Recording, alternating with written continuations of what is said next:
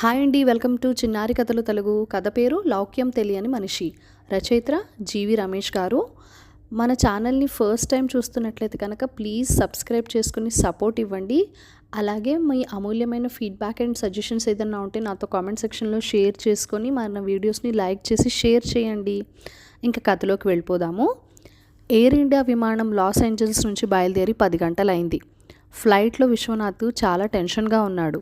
హైదరాబాద్ చేరుకోవడానికి మరో 12 గంటలు పట్టచ్చు. మాటి మాటికి వాచ్ చూసుకుంటున్నాడు.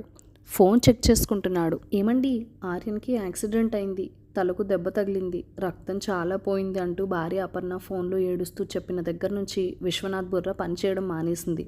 ఫ్లైట్ ఎక్కే వరకు తానేం చేస్తున్నాడో తనకే తెలీదు. ఓ పెద్ద కంపెనీలో సీనియర్ మేనేజర్గా పనిచేస్తున్న విశ్వనాథ్కు ఆర్యన్ ఒక్కగానొక్క సంతానం.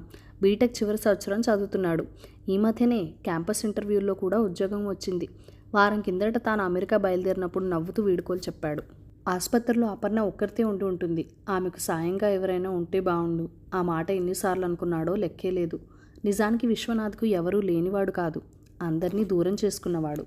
చిన్నప్పటి నుంచి విశ్వనాథ్ లెక్కల మనిషి.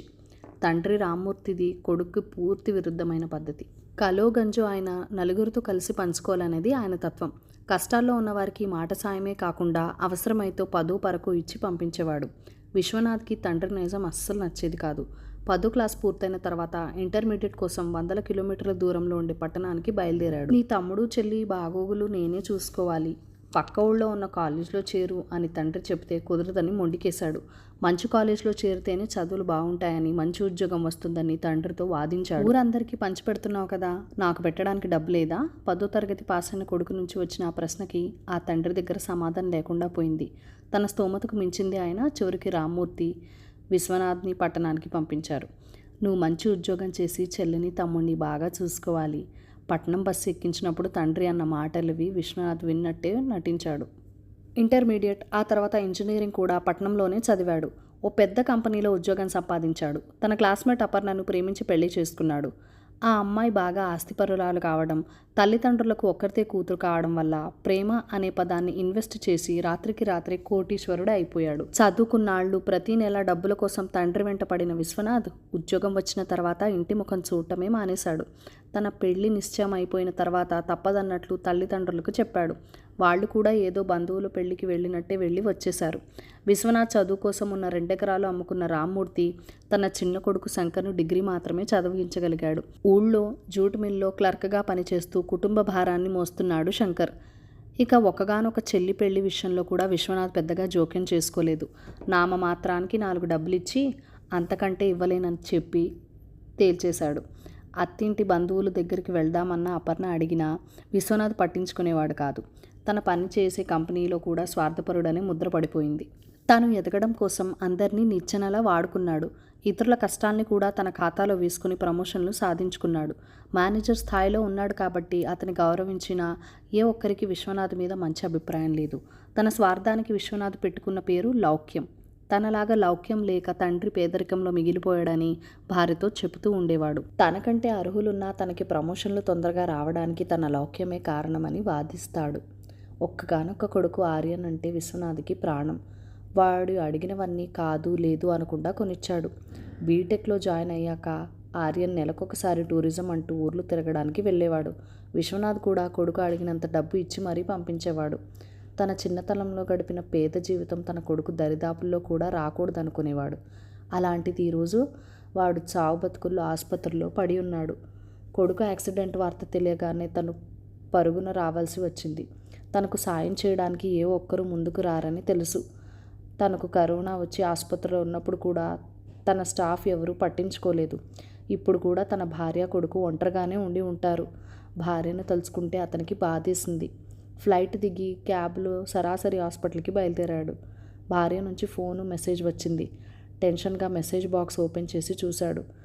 ఆర్యన్ ఆపరేషన్ సక్సెస్ అయింది, కంగారు పడకండి అని ఉంది. థ్యాంక్ గాడ్ అని ఊపిరి పీల్చుకున్నాడు. క్యాబ్ దిగి పరుగు పరుగున ఎమర్జెన్సీ వార్డుకి చేరుకున్నాడు. అక్కడ కనిపించిన దృశ్యం చూసి తన కళ్ళను తానే నమ్మలేకపోయాడు. తన తండ్రి, తల్లి, తమ్ముడు, మరదలు, చెల్లి, బావ, వాళ్ళ పిల్లలు అందరూ ఉన్నారు. ఆర్యన్ స్నేహితులు కూడా ఒక 10 మంది ఉన్నారు. భర్తను చూడగానే అపర్ణ పరుగున వచ్చి భర్తను పట్టుకుని బావురుమంది. ఓ పెద్దావిడ రోడ్డు దాటుతూ ఎదురుగా వస్తున్న లారీని చూసుకోలేదు. ఆర్యన్ కాపాడటానికి ప్రయత్నించడంతో లారీ వేడిని ఢీకొట్టింది. అదిగో ఆ బామ్మగారిని మనవాడు కాపాడాడు. పక్కనున్నది వాళ్ళ అబ్బాయి కోడలు. నిన్నటి నుంచి వాళ్ళు కూడా ఇక్కడే ఉన్నారు. కాసేపు అయ్యాక చెప్పింది. 30 ఏళ్ల కిందట తాను తప్పించుకుని పారిపోయిన కుటుంబం తన కొడుకు కోసం వచ్చింది. ఆ గిల్టీ ఫీలింగ్తో వాళ్ళ ముఖాల్లోకి కూడా చూడలేకపోతున్నాడు. ఈలోగా నర్సు విశ్వనాథ్ దగ్గరికి వచ్చింది. సార్, మీ అబ్బాయికి బాగానే ఉంది కదా, అతని ఫ్రెండ్స్కి విషయం చెప్పండి. నిన్నటి నుంచి వాళ్ళంతా ఆసుపత్రిలోనే ఉన్నారు. మిగిలిన రోగులకు ఇబ్బంది అవుతుంది అందామె. ఆంటీ, మేము వెళ్తాం, ఏదైనా అవసరం ఉంటే కాల్ చేయండి అని 10 మంది కదిలారు. నువ్వు ఒంటరిగా ఉన్నావని భయపడ్డాను, కానీ ఇక్కడ నీకు తోడుగా ఇంతమంది ఉన్నారంటే నమ్మలేకపోతున్నా. మర్నాడు ఆసుపత్రిలో భార్యతో చెప్పాడు విశ్వనాథ్. వాళ్ళంతా వాడి ప్రపంచం. మీ దృష్టిలో మన అంటే మనం ముగ్గురమే, కానీ ఆర్యన్ దృష్టిలో మన అంటే బంధువులు, స్నేహితులు అందరూ. చివరకు ప్రాణాపాయంలో ఉన్న ఓ బామ్మగారు కూడా వాడి జీవితంలో భాగమే. కన్నీళ్లు తుడుచుకుంటూ చెప్పింది అపర్ణ. వాడికి మనిషి అంటే ఇష్టం, 10 మందితో కలిసి ఉండడం అంటే ఇష్టం, ఉన్నదాన్ని నలుగురికి పంచడం అంటే ఇష్టం. వాడు టూర్ అంటూ ప్రతీ నెల ఎక్కడికి వెళ్తాడో తెలుసా? మీ నాన్నగారింటికి. ఆయన ఒళ్ళో పడుకుని నానమ్మ చేతితో గోరుముద్దలు తినడానికి వాడు అక్కడికి వెళ్తాడు. మీ తమ్ముడు 2 పిల్లల చదువుల గురించి ఆలోచిస్తాడు, ఫీజులు కడతాడు, పండక్కి బట్టలు తీసుకెళ్తాడు. మీ చెల్లి ఇంటికి వెళ్తాడు, మేనత్తకు కొండంత ప్రేమను పంచుతాడు. ప్రతీ నెల వాడి అకౌంట్లో వేసే పాకెట్ మనీ, వాడి పేరు మీద ఉన్న ఫిక్స్డ్ డిపాజిట్స్ మీద వచ్చే వడ్డీ, ఇవన్నీ వాళ్ళ కోసం ఖర్చు చేస్తాడు. తనకు ఉద్యోగం వచ్చిన తర్వాత మీ ఊళ్ళో 2 ఎకరాల పొలం కొలుస్తానని మీ నాన్నకి మాటిచ్చాడు. పెద్ద కొడుకుగా మీరు చేయాల్సినవన్నీ ఆ ఇంటికి పెద్ద మనోడుగా వీడు చేస్తున్నాడు. మీ వాళ్ళ ప్రసక్తి తీసుకురావడం మీకు ఇష్టం ఉండదు. అందుకే మీ ఊరికి వెళ్తున్న విషయం వాడు మీకు ఎప్పుడూ చెప్పలేదు. కాలేజీలో కూడా ఆర్యన్ అందరివాడు. ఎవరికి ఏ కష్టం వచ్చినా తను ముందుకొస్తాడు, చేతనైనంత సహాయం చేస్తాడు. వాడికి యాక్సిడెంట్ అయిందని తెలిసిన తర్వాత ఆసుపత్రి అంతా వాడి ఫ్రెండ్స్తో నిండిపోయింది. వాళ్ళని కంట్రోల్ చేయడానికి స్టాఫ్ చాలా ఇబ్బంది పడ్డారు. మొన్న సంక్రాంతికి ఒక 4 ఫ్రెండ్స్ని తీసుకుని మీ ఊరు వెళ్ళాడు. వాడి రాక మీ వాళ్ళందరికీ పెద్ద పండగ అయింది. వాడి ఫోన్లో ఫోటోలు చూశాను. ఆ ఫోటోలో ఉన్న వాళ్ళకి మనంత డబ్బు లేకపోవచ్చు, కానీ ఆర్యన్ అంటే ఎంతో అభిమానం, ప్రాణం ఇచ్చేంత ప్రేమ. మన పెళ్ళైన తర్వాత మీ వాళ్ళెవ్వరూ మన ఇంటికి రాలేదు. వీడికి యాక్సిడెంట్ అయిన విషయం తెలిసిన వెంటనే పరుగున వచ్చారు. వాళ్ళంతా ఇక్కడ లేకపోతే ఈ టైంలో నేనేమైపోయేదానో నాకే తెలీదు. నాలా సక్సెస్ఫుల్ కావాలి, నా అంత స్థాయికి చేరాలి అని మీరు ఎప్పుడూ వాడితో అంటూ ఉంటారు, కానీ మీ గెలుపుని మీరు తప్ప ఎవ్వరూ ఆనందించలేదు. విజయ శిఖరం పైన మీరొక్కరే ఉండాలనుకుంటారు. మీరు అందరూ గెలవాలని, అందరితోనూ గెలుపు పంచుకోవాలని అనుకుంటాడు వాడు. ఇద్దరికీ ఉన్న తేడా అదే. చాలా రోజులుగా తన కడుపులో దాచుకున్న బాధను వెళ్ళగక్కిందామె. వాడికి క్యాంపస్లో ఉద్యోగం వస్తే మీ వాళ్ళంతా వాళ్ళకే ఉద్యోగం వచ్చినంత సంబరపడ్డారు. వాడికి ఉద్యోగం రావాలని మీ నాన్న వెంకటేశ్వర స్వామికి మొక్కుకున్నారట. ఆర్యన్ అందరికీ తిరుపతికి తీసుకెళ్తానన్నాడంట. రిజర్వేషన్లు కూడా చేయించాడట. మీరెప్పుడూ అంటూ ఉంటారుగా, బతకడానికి లౌక్యం కావాలి అని. కానీ నా అనుకునే 4 మనుషులు ఉంటే చాలు, హాయిగా బతికేయచ్చు అని వాడు అనుకుంటాడు. వాడు బొత్తిగా లౌక్యం తెలియని మనిషి, కన్నీళ్లు తుడుచుకుంటూ అందామె. ఆ చివరి వాక్యంలో వ్యంగ్యం విశ్వనాథ్కి అర్థమైంది. భార్య మాటల్ని వింటూ తలదించుకుని మౌనంగా కూర్చున్నాడు. తాను ఎవరూ అందుకోలేనంత ఎత్తుకు ఎదగాలనుకున్నాడు, కానీ ఎవరికీ అక్కర్లేనంత ఎత్తుకు ఎదిగాడన్న విషయం ఇప్పుడే బోధపడింది. అతనిలో జరుగుతున్న అంతర్మథనం అపర్ణకి అర్థమైంది. ఎమర్జెన్సీ వార్డు ముందు కూర్చున్న తండ్రి దగ్గరికి వెళ్ళాడు విశ్వనాథ్.